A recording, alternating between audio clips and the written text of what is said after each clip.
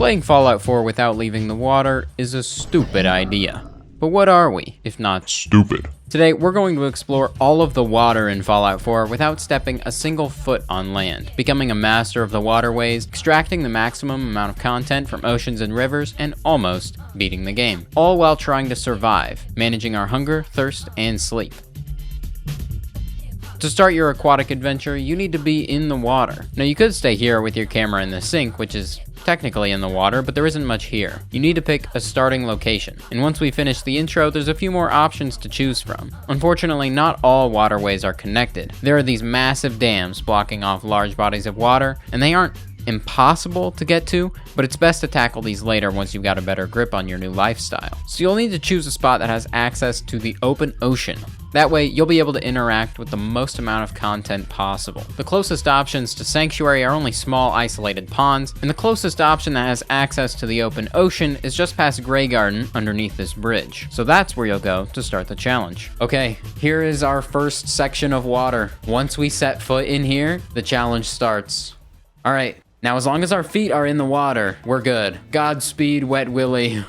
Now that you've set foot in the water, you're free to explore, but be careful. You're constantly receiving a DNA tickling dose of radiation. It can be managed somewhat by using Rad-X and keeping your ankles just below the water, but to properly navigate and advance your goals, you're going to need a more permanent solution. Getting to level 2 gives us that solution, in the form of the Aqua Boy perk, which negates all radiation and lets us breathe underwater. But to get to level 2, we need XP. Two things that can give us XP early on are killing low-level enemies, as well as unlocking what locations we can. We gotta be careful though, since walking close to some of these locations makes it very easy to either fail the challenge or fail the challenge. So we're gonna need some weapons, as well as a way to save, and since we're in survival mode, we can only save by sleeping. Luckily, we can take advantage of these naturally spawning boats along the river here. See, they're all copies of each other, a shortcut that developers took while making this game. Some have a bed and some food, and the others have safes and sledgehammers. Using these beds, we can make our way to the open ocean, mapping out what effectively works as checkpoints down the river, creating what, in all honesty, was a fun gameplay loop by the end of this. Once leaving the river, our best option for a player home, given our current circumstances, would be the Yangtze, an old Chinese submarine docked in the Boston Harbor, which also happens to be the first big chunk of content for us to explore. It has plenty of food, new loot, as well as beds to sleep in. And yes, this is allowed. Any interior cell that one could reasonably say is in the water is allowed, even if it means we're not standing in the water. So shut up. Poopy head. Also, good time to mention anything floating counts as well. But what counts as floating? Well, to be floating, first, it must be in water. Crazy, I know. Floating would mean that it can't have a foundation from the bottom of the ocean floor. For instance, islands, not floating. Boats are floating. Docks, not floating.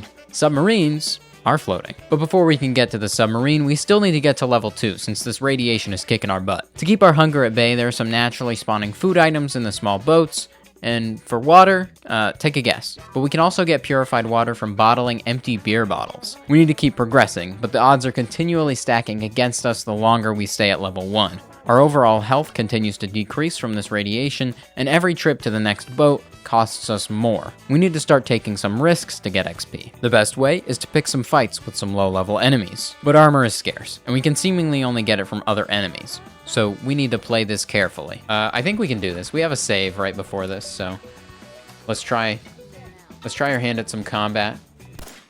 Okay, we shot the railing. Nice. Okay, one raider down. We got another guy here. All right, that's 2 down, 3 more.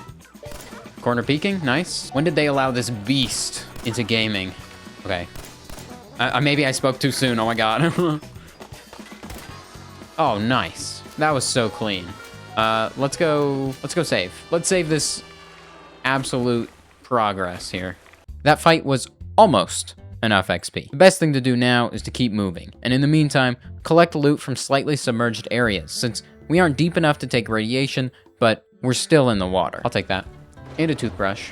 I don't think I'm gonna brush my teeth with that, but I'll definitely take it for sure. Anything of note in here? Anything in this, in the PPS? Anything in this old dumpster here? Empty milk bottle. I'll be sure to Wicked Queen. let's use that other Rad-X. We need a Rad-Away. Looks like we can go in here. It's not locked, so that's great. Oh, look at that. Industrial trunk bottle caps, 45 rounds, 38 rounds, Med-X, revolver rifle, and another armor piece. Let's go. All right, we got the police station in the water. We can go this way as well. I'll need to remember that when I go back. Anything in here? A toilet. There's a toilet in here. Oh, look at that. Melee weapon. Sir, you can't park here. At this point, our health bar is getting concerningly low. We can reduce the rad intake with Rad-X, but it'll only last so long. We can use what little time we have to unlock some more areas and loot a gas mask off of a dead body to help with the rads. Unlocking Tucker Bridge was almost enough XP once again, and we're close enough that we seemingly just need one more action to gain XP and level up. Then we're home free. And then here's another dam. There's another dam. All right, we're about to die. Oh my god. Oh my god. This cannot be at a worse time. Oh shoot. Oh shoot. Ugh. We loop back around to the small bit of water to unlock Taffington Boathouse, which gives us our last bit of XP needed to level up and get Aqua Boy. Oh, we leveled up. Wait. Oh my gosh. Unlocking Taffington Boathouse leveled us up. Okay. We're probably going to die, but we can take Aqua Boy perk and go in the water now. Would you look at that? It's convenient too, since not having to worry about radiation or drowning helps us escape these blood bugs. This development also brings into question what settlements are possible to obtain. As of right now, Taffington Boathouse seems the most logical. A large body of water, and it's one of the settlements that can be claimed once the enemies are cleared out. Except there's only one issue. We can't get to the workbench. At least not yet. There's a theoretical possibility of getting the workbench that we can try to exploit later, but for that we'd need a suit of power armor. So until then, we can use our newly acquired gills to make our way to the Yangtze. The only thing holding us back at this point, besides our health, is the visibility. There's a visual overlay to make swimming in water more convincing from a gameplay perspective, but the downside is we can't see anything. So to fix this, we can either install a mod to lessen the effect, or completely remove it, which is what I did. The only downside to removing it is that the horizon line has this ridiculously bright light coming through during midday that gets really annoying sometimes. But overall, our visibility is much better. The Yangtze is easy to miss in a normal playthrough. The only evidence of it being there, a small periscope poking out of the water. Normally, the player will come across a child, who I am now realizing is Shane Kowalski's brother in Diamond City, but this kid points out a sea monster and asks the player to go investigate. But in our case, we can just go straight to it. Hold on. Wait, is this the Yangtze? He's looking around. Well, hello, Yangtze submarine. Look at this guy. Oh yeah. Here there be monsters. Yangtze discovered.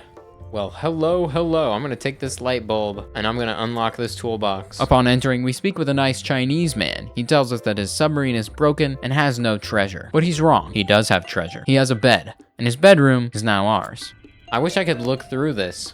I feel like there's gotta be beds here. Sensor module. Yes! And a Chinese officer sword and Rad-Away. This is so peak. Hold on, this is like a nice little player home, and then ditch all this junk. We can come back for the junk if we ever get a settlement, but for now, I mean, we just gotta leave it in here. There's also the majority of the submarine to be explored, but it's all behind this door, and behind this door is Captain Zhao's former crew, who have all gone feral. We'll have to keep this in mind, as the other half of the submarine has lots of loot and a really cool Chinese man hat. In the meantime, we can start figuring out what settlements may be possible. Starting with the castle, which is already unlikely since we'd have to kill a Mirelurk queen, but even then, we'd still have to physically search the workbench, which is not in the water. So unfortunately, the castle is not possible. Up next is Warwick Homestead, which actually has a decent chance of working out. Killing the settlers won't work because one of them is essential, meaning they can't die. Even if we did kill them, we'd have to be able to access the workshop from a workbench directly or from a workstation. But if you complete a quest for a settlement, you don't need to search anything. Luckily, Roger Warwick here is scripted to walk towards us and talk to us. He gives us a quest to take care of some super mutants. So, if we were able to get to the super mutants, then we'd be able to get Warwick Homestead. Sadly, upon walking closer to the marker, there doesn't appear to be any way to actually get to it. So, unfortunately, Warwick Homestead is not possible. Up next on the possibilities is Spectacle Island. However, we can quickly rule this one out. As part of the quest to access the workbench, 2 levers need to be flipped. One on a boat and one on land. So yeah, cross that one off the list. Next one we can try is Nordhagen Beach. Normally, you can just kill the settlers and open up the workbench. Part of that we can do, but since there's no workstation or anything close to the water, we'd just be orphaning this kid for no reason. That leaves just 2 settlements, Taffington Boathouse and Egret Tours Marina. The only issue with the latter option is that to get to it, we need to get past this dam. So as of right now, Taffington Boathouse seems to be our best bet. So our current overarching objective is to claim Taffington Boathouse and clear out our new submarine, which will not be easy. Luckily, we have a whole ocean of loot to gather, and along the coast, there are 6 messages in a bottle that all lead to a small loot cache. So we need to find these messages, get the loot, and then get back to Taffington Boathouse and show those bloodbugs who's boss. We can start with the northernmost bottle, and while we're at it, we can check up on the Nakano family. Normally, we'd be able to talk to these guys and head to Far Harbor. Standing in the boat that takes us to Far Harbor is allowed, but sadly, there's no way to actually use it since we'd need to speak with the Nakanos, who are, understandably, not in the water. So for now, we can move on to the first message in a bottle. Oh, here it is. Message in a bottle. Difficult to kill. Come out to the coast. We'll get together, have a few laughs. Message in a bottle. Difficult to kill. Okay, it leads here, and then the chest is down here. This guy with his teddy bear. I'll take the teddy bear. And look at all that stuff. Quite the gold mine. All right, next one. There it is. Right there. Toe is currently in the water. We can see the displacement. Can I reach this message in a bottle? I saw the thing there. There it is. I've been trapped in this boat for days. Yep. Here's his capsized boat. And here's the trunk. Stimpak and purified water. Nice. All right, here's the third one. X marks the spot. Molotov cocktails, mines, and a crazy good 10mm pistol. Wow. All right, last bottle, not going well. I'm screwed. It's so Jover. Looks like the treasure is gonna be in here. Jet, mentats, ammo, mine, heavy pipe pistol. So we'll definitely take that. Let's actually go to the submarine, I think, to save. Now that we're better equipped, we can head back to the Yangtze and clear out these ghouls. We have a save point here. Let's see if we can talk to these crew members here. Open bulkhead door. All right, let's go up here. Landmine. Hey, yo, don't go down there. We gotta be very cautious. Be careful here. Anyone in here, go ahead and make yourselves known. Oh, how did that kill us? Nice. Okay, we've cornered ourselves here. We can just sort of landmine as many as we can here. Okay, we broke the legs. Yeah, we broke their legs. Nice. That's a decent chunk of them. That's a decent chunk. Come on, you can come this way. As we clear out more of the submarine, we unlock more stuff. A chem station, food, a medical bay, a weapons workbench, and a weapons cache locked behind a master locked terminal. A master locked terminal? Yo, there's a bunch of stuff in here. The last thing we need from here, that freaking sick Chinese hat that this glowing one's got. The only problem, this fella's really strong, so we really gotta throw all we got at him.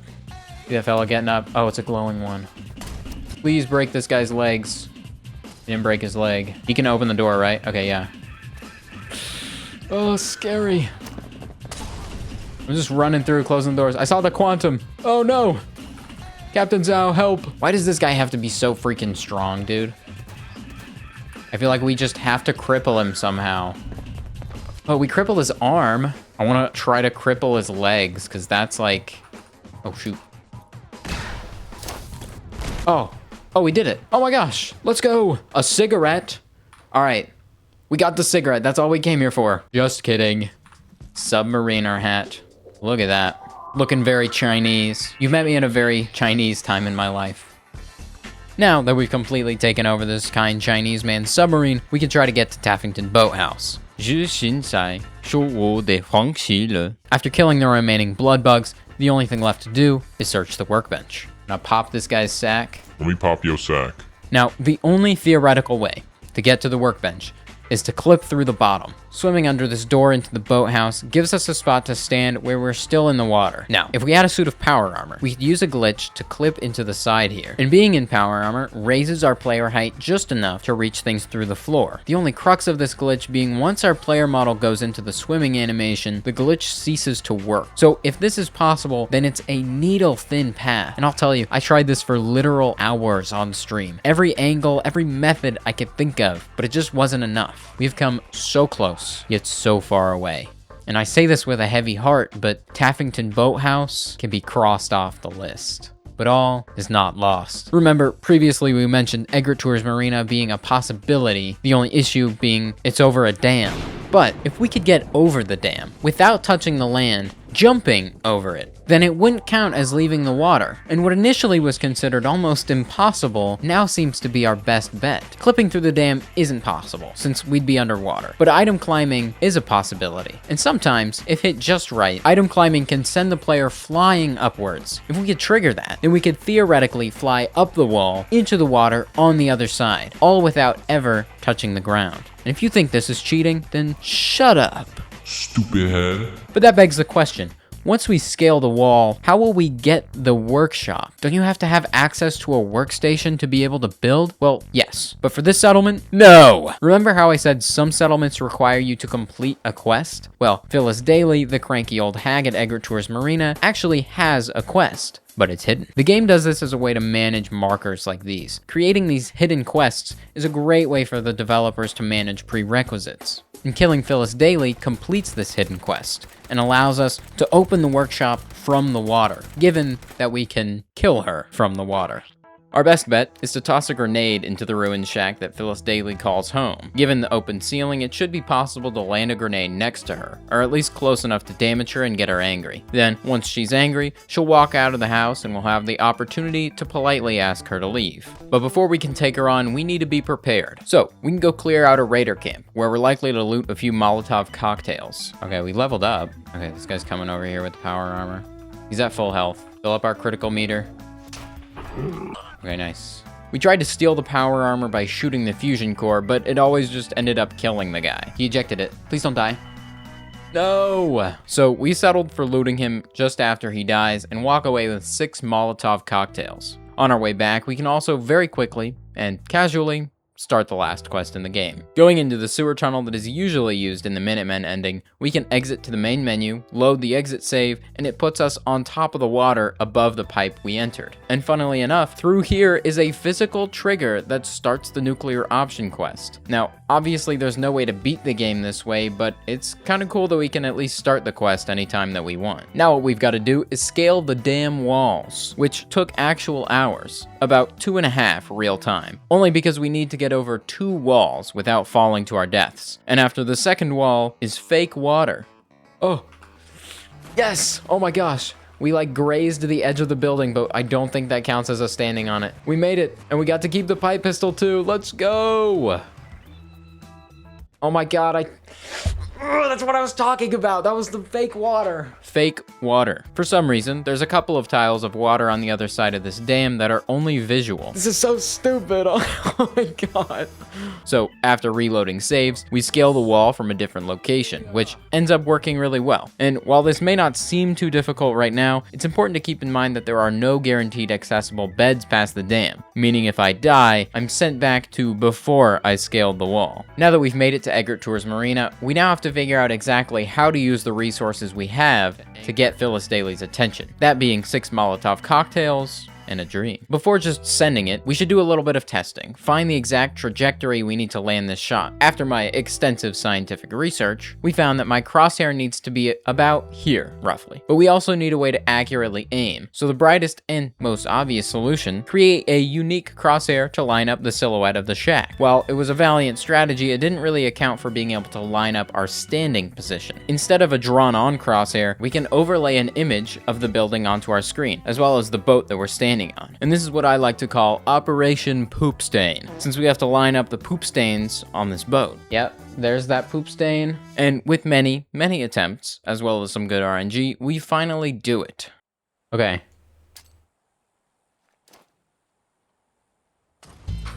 Oh, let's go, dude! Hold on, let's dispense what we have of the 10mm. Oh, she hit her mine. Oh my gosh. She's so stupid. And wait till she reloads.